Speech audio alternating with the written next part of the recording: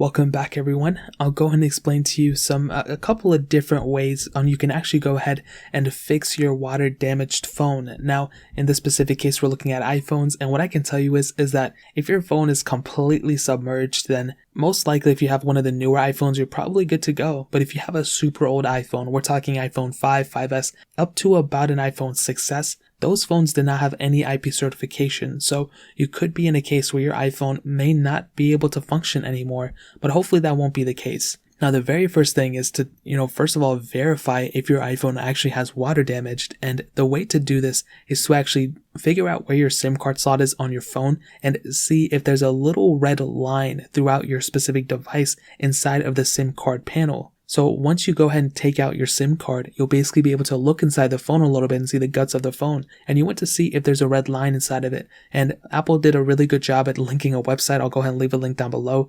And it shows you exactly where the liquid contact indicator location is. And from there, you can go ahead and find out where exactly that red line is. And this is a little bit of example that I have on the screen, but I'll go ahead and leave it down link below as well. On some phones, it's in the headphone jack and other places too. Now, in this specific case, if your iPhone is one of the newer ones, what I would recommend doing is first of all shutting off your phone as fast as possible. You want to make sure there's no power into it at all. And at this point, what you have to do is pretty much, like the old people say. And what you have to do at this point that a lot of people recommend is shutting your phone off, like I said, taking out any cases that you have, taking out the SIM card tray, and do not connect it to a power source. Don't do anything. A lot of people recommend shaking the phone and taking out as much water as you can out of that way. From what I've heard, that actually helps take out a bunch of water. Now, in some cases, like I said, some phones are waterproof, some phones are water resistant, and you may not even have that much water inside of it. But the best thing to do is kind of wrapping your phone and just kind of wiping out any water that's inside of it and try to shake out as much water as possible. Like I said,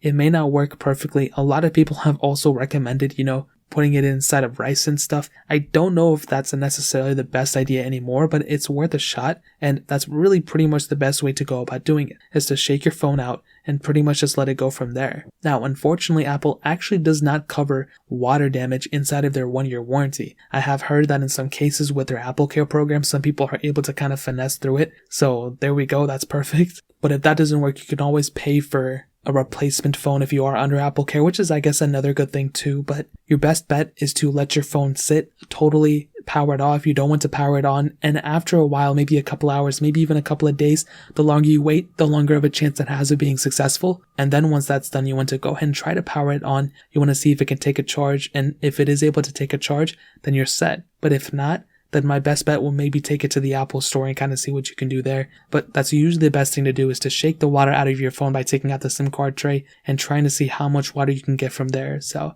I've also heard of some people actually taking a shop vac and some vacuum of some sort, putting it next to the charging port at the headphone jack if your phone supports it, the SIM card tray, and trying to suck out as much water and trying to vacuum out as much water as possible. I have heard some really good success stories with that as well, and I would probably recommend that to a lot of people. If the shaking of the phone doesn't fix anything, maybe trying to connect a shop vac and trying to clean out the phone that way. That can also help out clean out a lot of water. Your end goal is to take out as much water as possible. So that's really pretty much how to do it. If you guys have any other questions or anything, let me know in the comment section below. Hit the like button, that'll mean so much, but definitely hit that subscribe button. Every single subscriber that we get really does count. So it means so much if you guys can hit that. Also check out the other links down in the description as well. My Twitter, my Instagram, my other channels. More importantly than everything else, I love every single one of you guys. Hopefully I'll catch you guys in the next video.